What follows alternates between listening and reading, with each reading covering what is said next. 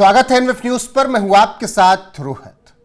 पिछले कई दिनों से जंतर मंतर पर प्रोटेस्ट चल रहा था पेपर लीक को लेकर। अब उसके बाद पेपर हो भी गया। 21 जून को नीट के परीक्षार्थी पास भी हो गए। फिर प्रोटेस्ट गाली गलौज पर आ गया। गाली गलौज से आगे बढ़ते हुए इंडियन आर्मी को गालियां दी जाने लगी। यहां से काम नहीं बना तो जवानों को जो ड्यूटी में लगे थे उनको भड़काने की कोशिश की गई। आपको भी पता है कि भारतीय आर्मी की संरचना ऐसी है कि भारत में कभी भी नेपाल, बांग्लादेश, श्रीलंका की तरह तख्ता पलट नहीं हो सकता, क्योंकि आर्मी है।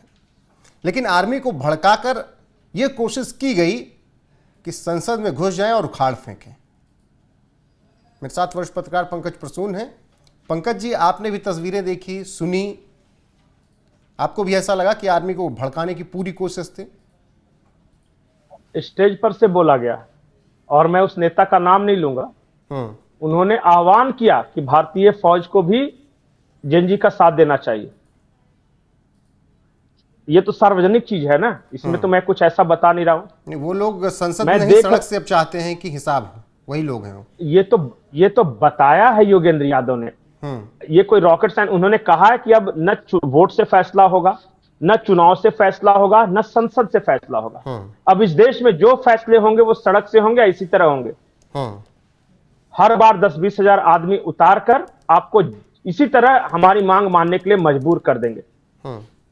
ये कहा गया है। ये मैं जब जंतर मंतर पे था तो मेरे सामने जब फुटेज आ रहा था, कोई पुलिस वाला घायल है, एक एसीपी के बारे में हमने ये एक वीडियो में बात की थी, जब आरएएफ के जवान को पैरों से मार रहे हैं, तो मैं ये सोचता था कि इनकी क्या गलती है। ये ड्यूटी ही तो बजा रहे हैं, सिर्फ अपनी ड्यूटी कर रहे हैं ये।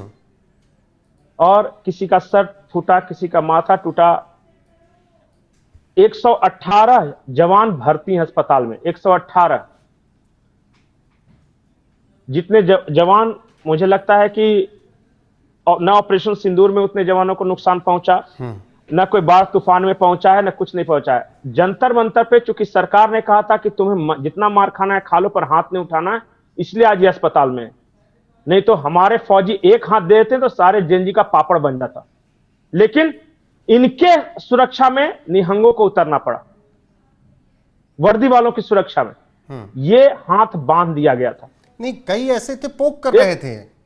खुद को माइक लेकर इन्फ्लुएंसर कहने वाले कह रहा है कि बकिंगम पैलेस में जो खड़े रहते हैं वैसे लग रहे हो, और जुबान तुम्हारी नहीं फूट रही। आज प्लान नहीं है क्या? शाम को होगा तो प्लान कि अभी थोड़ा सा रात हो, लाइट बंद हो, बगल वाले लड़के को पीटूं, फिर मजा आएगा।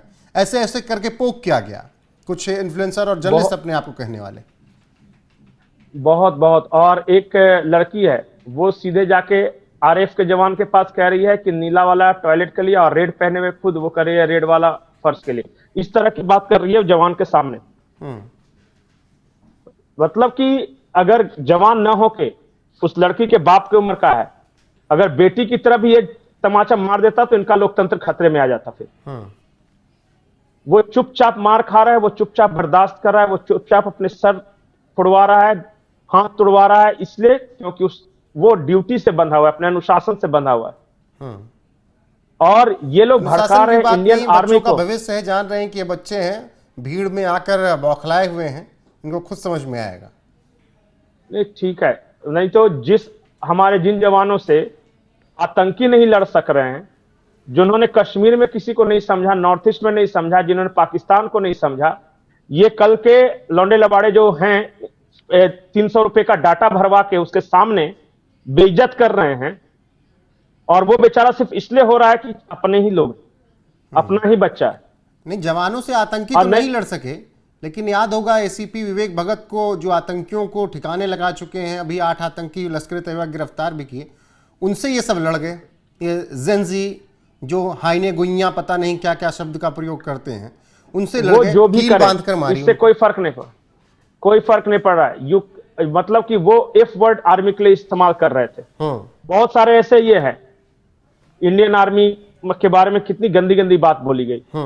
रैपिड एक्शन फोर्स, मुझे सबसे दुख क्या हुआ पता है रोहित, कि देश की सरकार के पास कुछ लड़के जाते ये कहते हुए कि ये पुलिस वालों को माफी मांगनी पड़ेगी, ये उनके डिमांड में है, माफी मांगनी पड़ेगी। सोचिए कि जो पुलिस वाला घायल है, जो जंतर मंतर पे ड्यूटी कर रहा है, अगर उसे पता चलेगा कि सरकार ने घुटना टेक के माफी मांगने के लिए कही है, तो उसको मनोबल पे क्या असर पड़ेगा?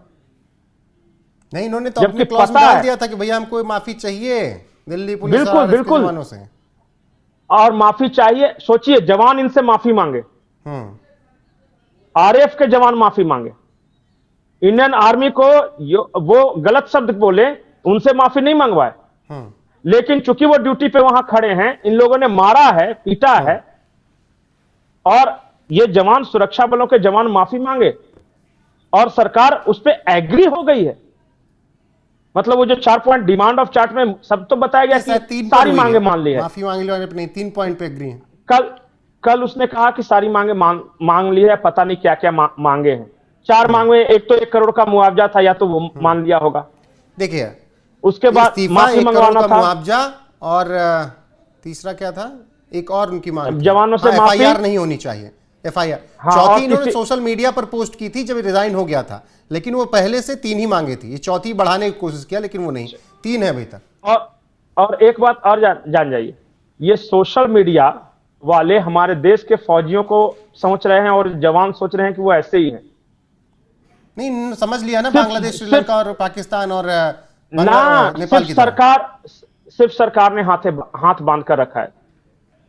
नहीं तो हमारी आर्मी तो ऐसी है कि वो 3-4 हजार की भीड़ थी ना, पता चला कि 3 घंटे भी नहीं लगते उनका सफाई अभियान करने में, 30 मिनट कुल मिलाकर। हाँ, सिर्फ पता चला कि अगर जरा सा भाई, और बिना किसी उनके ऊपर कुछ 30 मिनट में मामला साफ कर देते हैं। बिल्कुल, कहीं कोई न मरता न खरोच आता, कुछ नहीं हुआ था। स्वामी रामदेव वाला जो रामलीला मैदान में हुआ था, उस वक्त मैं था कवरेज में, पता नहीं चलता है। सिर्फ एक राजबाला नाम की महिला की डेथ हुई थी, वो टीयर गैस के स्मोक वगैरह से हुई थी, उसको किसने मारा था। बाकी पूरा रामलीला मैदान साफ कर दिया था, एक आदमी नहीं मरा, और बाबा रामदेव जी सलवार पहन के भागे थे। ये पुलिस है। सिर्फ 1 घंटे लगे होंगे मुश्किल से, सिर्फ 1 घंटे, कोई नहीं, कुछ नहीं हुआ ना, उस वक्त किसी का लोकतंत्र खतरे में आया। और यहां एक तो आर्मी वालों को मारे, मिर्चे पीपर स्प्रे कर रहे हैं आर्मी वाले पे, और जब आर्मी उनको थप्पड़ लगा रही तो कह रहे कि देखो मेरे पे अत्याचार हो रहा है। नाटक समझ लिया इस पूरे देश को, और ये रिवॉल्यूशन है। अरे वो तो सरकार मान गई, क्योंकि पीछे से कोई और बैकिंग थी। जो इंटेलिजेंस इनपुट नहीं आता ना, तो इनकी तो ऐसी की तैसी है इंस्टाग्राम वालों की। चलिए, बहुत शुक्रिया। फिलहाल आप लोगों को क्या लगता है, जो वीडियोस आप लोगों ने देखी, वो चाहे गालियों की बौछार से लेकर आर्मी पर सवाल उठाना हो, आर्मी को भड़काने की, उकसाने की कोशिश हो, कमेंट सेक्शन में जरूर बताइएगा। बने रहिएगा हमारे साथ लगातार। इस वीडियो में बस इतना ही। नमस्कार।